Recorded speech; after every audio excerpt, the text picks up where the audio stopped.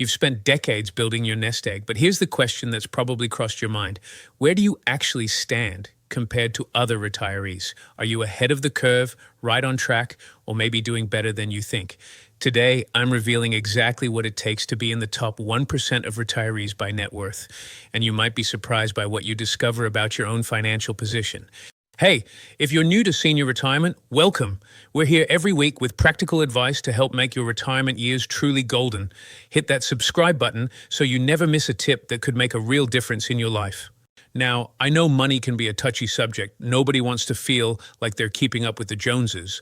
But here's the thing, understanding where you stand financially isn't about competition. It's about clarity. It's about knowing whether you're on solid ground or if there are adjustments you should consider.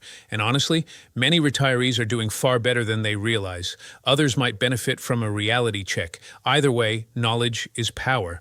So let's dive into the numbers, break down what net worth really means, and most importantly, talk about what matters more than any dollar amount, your peace of mind and financial security. First things first, what exactly is net worth?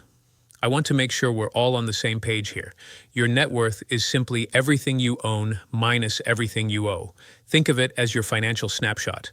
On the own side, you've got your savings accounts, investment portfolios, retirement accounts like your 401k or IRA, the equity in your home, maybe a vacation property, or even that classic car sitting in your garage.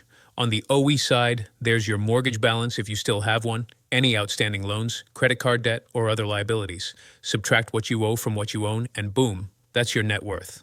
Here's a quick example to make it crystal clear. Let's say you have $400,000 in retirement savings, your home is worth $350,000, and you owe $50,000 left on your mortgage. Your net worth would be $700,000.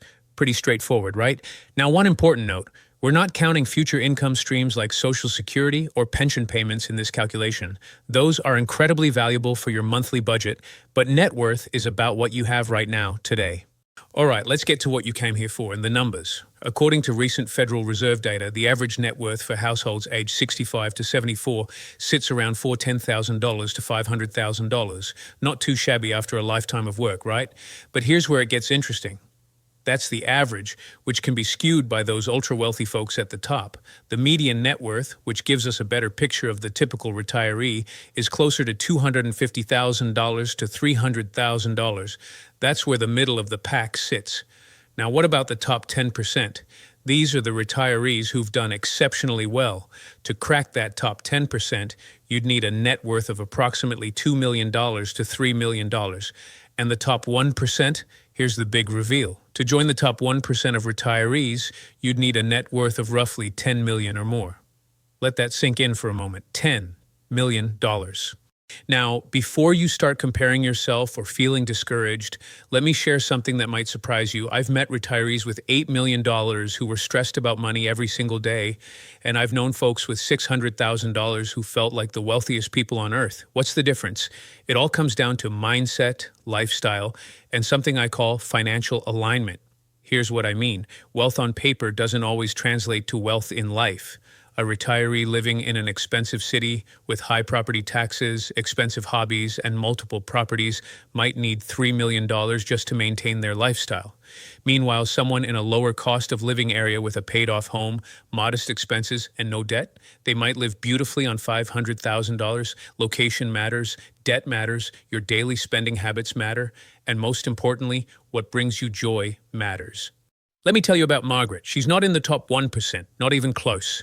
Margaret retired with about $750,000 in total assets. Her home was paid off, she had no debt, and she downsized to a cozy place near her grandkids. Every Tuesday, she volunteers at the library. Wednesdays, she meets her book club. Weekends, she takes her grandchildren to the park. Her expenses, minimal. Her stress level, practically zero. Her happiness, off the charts. Compare that to Robert, a retired executive I once spoke with. He had over $4 million in assets, well within that top 10% I mentioned. Beautiful house in an expensive neighborhood, luxury cars, club memberships.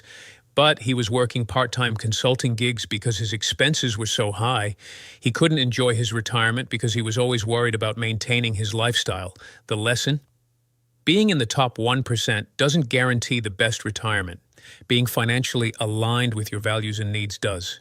So, what does all this mean for you? First, if you're sitting there thinking, I'm not in the top 1%, so I must be doing something wrong, let's stop right there. The top 1% represents an incredibly small elite group. Most of them inherited significant wealth, built successful businesses, or had extraordinarily high earning careers. If you're not there, you're in very good company with the vast majority of retirees. Second, focus on your personal finish line, not someone else's. Ask yourself these questions. Can I cover my monthly expenses comfortably? Do I have an emergency fund for unexpected costs? Am I able to do the things that bring me joy? Can I help my family when needed? Do I sleep well at night without money worries? If you answered yes to most of those questions, congratulations. You're winning at retirement, regardless of where you fall on the net worth spectrum. Third, remember that you still have control. Whether you're working with $200,000 or $2 million, smart decisions today can improve your tomorrow. Reducing unnecessary debt, cutting expenses you don't value, and making your money work harder through proper investment strategies can all make a meaningful difference. Here's something else worth thinking about. The goal isn't to be in the top 1%. The goal is to have enough. Enough to live with dignity, enough to pursue what matters to you, enough to weather life's storms, enough to enjoy this season of life you've worked so hard to reach. I've seen too many retirees spend their golden years chasing a number they saw in a magazine or comparing themselves to a neighbor. Meanwhile, they're missing the sunset from their porch, the laughter of their grandchildren, the freedom to spend a Tuesday afternoon however they please. Your retirement isn't a competition. It's your reward for a lifetime of work. Don't let comparison steal your joy. So, where do you stand? Maybe you're closer to the top than you thought, maybe you've got some work to do, or maybe, just maybe, you're realizing that the numbers matter less than you thought and what you've built is already enough. Whatever your situation, I hope this video gave you some clarity and perspective. Remember, financial security isn't just about the size of your accounts. It's about the peace in your heart and the freedom in your days. Your retirement is yours to design. Make it count. If this video helped you see your retirement in a new light, do me a favor. Hit that like button and share it with a friend who might need to hear this message. And drop a comment below. Where do you find the most joy in your retirement? I'd love to hear your stories. Thanks for watching Senior Retirement. I'll see you in the next video, where we'll talk about whether your retirement income puts you in the top tier. Until then, take care of yourselves and enjoy this beautiful chapter of life.